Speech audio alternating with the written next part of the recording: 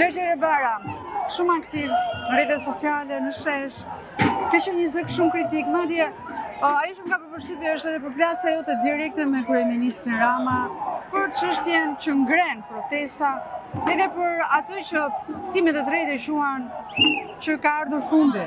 Edhe duke qenë se vjen nga gazetaria Gjergji, unë kam kolegë, të vlerësoj shumë, edhe e di kokën tënde që je plot, dhe dua një mendim për këtë ditë 70 e ca që protesta ka hyrë tashmë, për vjushmërinë e saj dhe çfarë problematikesh mund të ketë sot protesta nëse flasim sinqerisht për ata që na ndjekin. Besoj që ne nuk jemi më duke numëruar ditët nga nisa e protestës, por jemi duke numëruar ditët mbrapsht nga rënja e regjimit. Është një protestë që është e paprecedent për shkak se bashkon njerëz të bindjeve të ndryshme, të religioneve të ndryshme, të grupeve të ndryshme. Dhe është një protestë që ka kapërcyer të gjitha provokatorët e mundshëm, tentativat për dhunë, tentativat për përçarje, sulmet kriminale ndaj protestuesve në mënyrë nominale, nga e gjithë ushtria e propagandës qeverisë përfshirë vetë kryeministrin që sulmonte. Edhe ty personalisht të ka sulmuar, apo jo?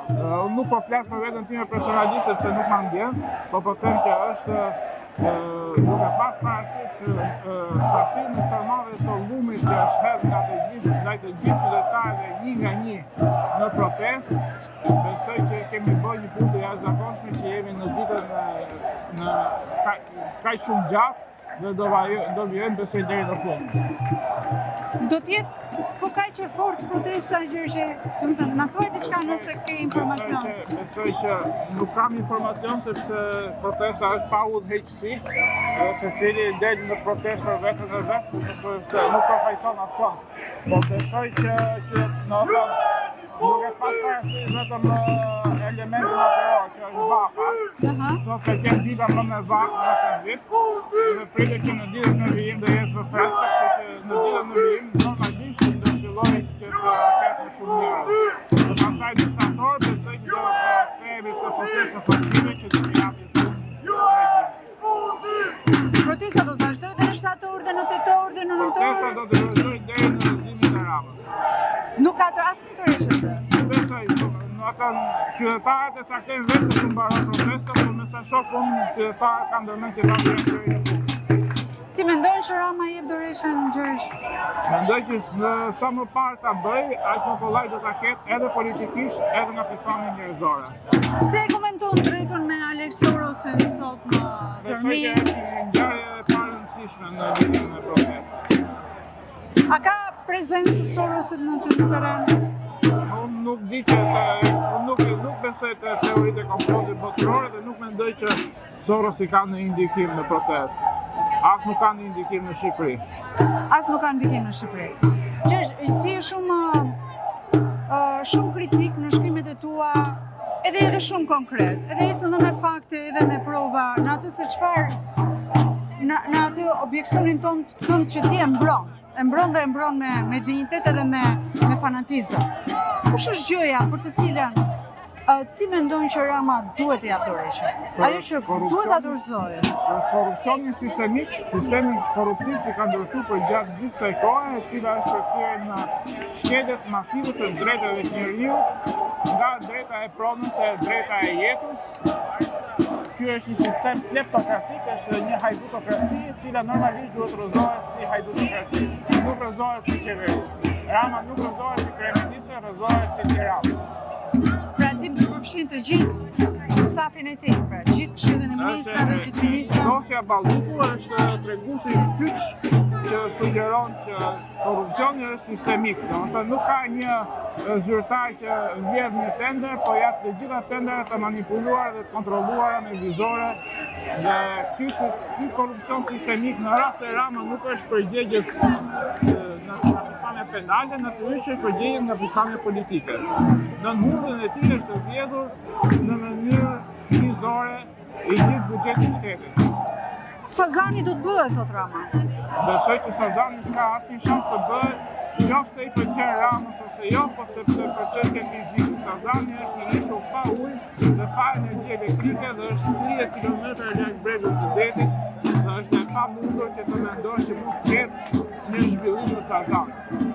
Ose të duhen shumë para. Por Gjergji, a mendojnë që Është një vend shumë I ashpër për të jetuar. po, Atë flisim me njerëzit që kanë jetuar në Sazan, do të kuptosh që është e pamundur të jetosh. është njeriu normal nuk shkon me ble vit me miliona euro atje sepse mund ta blej në bregun e Vlorës. Kush është qëllimi për ta shitur Sazanin? Është një histori e gjatë, domethënë që ishulli është një objekt magjepsëve për shumë njerëz. Dhe për investitorët, për shembull, si funa e Kushnërit, shitja e idesë së një ishulli privat është jo se nga pikpamja e investitorëve, por nuk është praktike nga pikpamja e të jetuarit. Neve kemi vetëm një ishull që është Sazani, por bota ka me mira dhe me mira ishull, të gjitha janë në një pjesë shumë të madhe janë të pabanuara ose janë drejt braktisë. Greqia këtu afër nesh ka mbi 3000 ca ishull, po nuk di të ketë shitur ndonjë, po ja. Edhe nëse shkon ti blesh ishull në Greqi, domethënë duhet të kesh parasysh që nuk është biznes I mirë sepse është një tokë shumë e ashpër dhe një situatë. Njerëzit që batojnë në ishull janë duke I braktisur ishullit edhe janë duke shku në kontinent. Greqia financon dhe subvencionon çdo vit njerëzit që të mund të jetojnë në ishull që të japin shërbime turistike. Jo më që të thuash që kesh ambicie ose kesh epsh për ta rëndy ishullin. Si e shikon pozicionin e Klodian Blavës, kreu të Spakut, në lidhje me këto gjëra që ti përmende? Besoj që Spaku është një institucion, në prokuroria është një institucion I decentralizuar në sistemin aktual, që Klodian Bravo është menaxheri I punëve, por nuk është përcaktuesi I çdo gjëje, sepse çështjen në Malluku, për shembull, ka bërë një prokuror tjetër që quhet Bahar Dibra.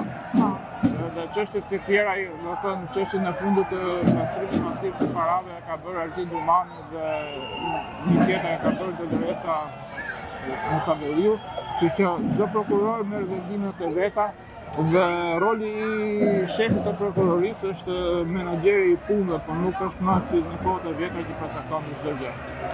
Pra, nuk e shikon një rol të rëndësishëm në pjesën e dosjeve. Fryma e Spakut është e jashtëzakonshme dhe cilësia e hetimeve është përmirësuar në mënyrë të jashtëzakonshme. Nëse krahason hetimin e parë të incineratorit Elbasanit me Lefter Kokën dhe krahason hetimin e fundit për pastrimin e parave të grupit Çovaku edhe Biba edhe dy dosje të mëdha me vlerë afërsisht 500 milion euro, shef që cilësia e hetimeve është rritur në mënyrë të jashtëzakonshme.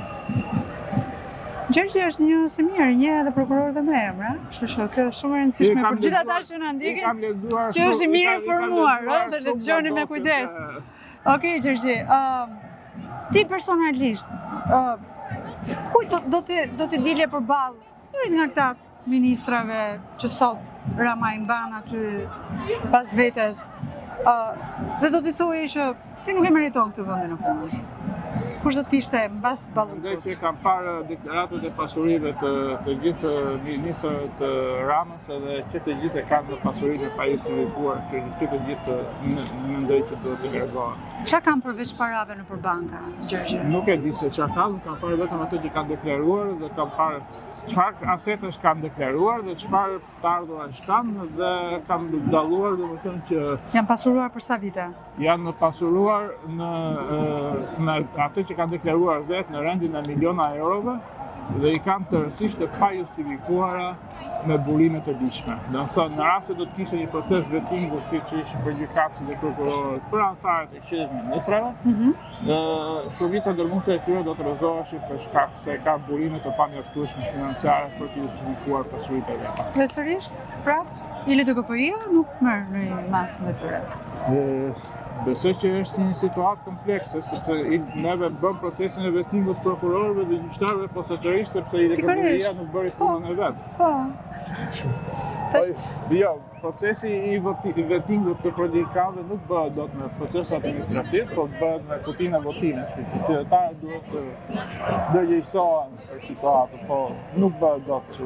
Ka ardhur koha që dhe në Shqipëri të bëhet një test droge për politikanët? Konsumimi i drogës është një çështje private që nuk na shqetëson. Okej, shiftot Gjergji, ta e përgjigjen drejt. Algoritmi, Gjergji. Një fjalë e cila algoritmi, algoritmi.